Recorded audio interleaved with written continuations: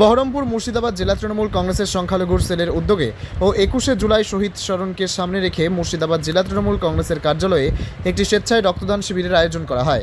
জেলার বিভিন্ন প্রান্ত থেকে তৃণমূলের কর্মী সমর্থকরা প্রায় 200 জন স্বেচ্ছায় রক্তদান করে। মুর্শিদাবাদ জেলা তৃণমূল কংগ্রেসের জেলা সভাপতি অপূর্ব সরকার, আবুল কাউসার সহ একাধিক তৃণমূল নেতৃত্ব রক্তদাতাদের হাতে তুলে দেওয়া হয় একটি করে চারা গাছ।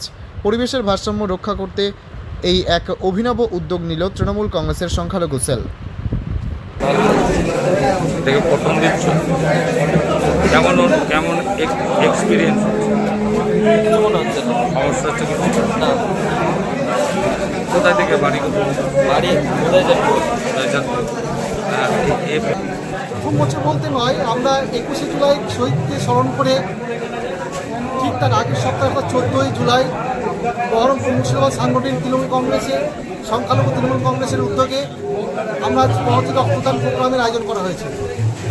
আজ আমাদের প্রায় তৃণমূল কংগ্রেসের প্রায় 200 জন কর্মী তারা রক্ত দিচ্ছেন স্বেচ্ছায়। রক্তদানের সঙ্গে সঙ্গে আমরা একটা করে বৃক্ষ দিচ্ছি তাদের হাতে, অর্থাৎ আমাদের মাইনরিটি সংগঠন দুটো কাজ একসঙ্গে করছে। মুমূর্ষু রোগীদের বাঁচানোর জন্য রক্তদানের যেমন ব্যবস্থা করা হচ্ছে, তেমনি একইভাবে পরিবেশকে বাঁচানোর জন্য আমরা একটা করে বৃক্ষ দিচ্ছি। এটা আমাদের একটাই লক্ষ্য। সামনে আমাদের 21শে জুলাই, তৃণমূল কংগ্রেসের কাছে আবেগ, একটা ঐতিহ্য দিন। নেত্রী মমতা ব্যানার্জি ডাক দিয়েছেন, আমরা ধর্মতলায় যাব। তার আগে প্রত্যেকটা ব্লকে বৃক্ষরোপণ কর্মসূচি যখন করছি, আজকে 14ই জুলাই জেলা পার্টি অফিসে আমরা স্বেচ্ছায় একটা রক্তদানের ব্যবস্থা করা হয়েছে।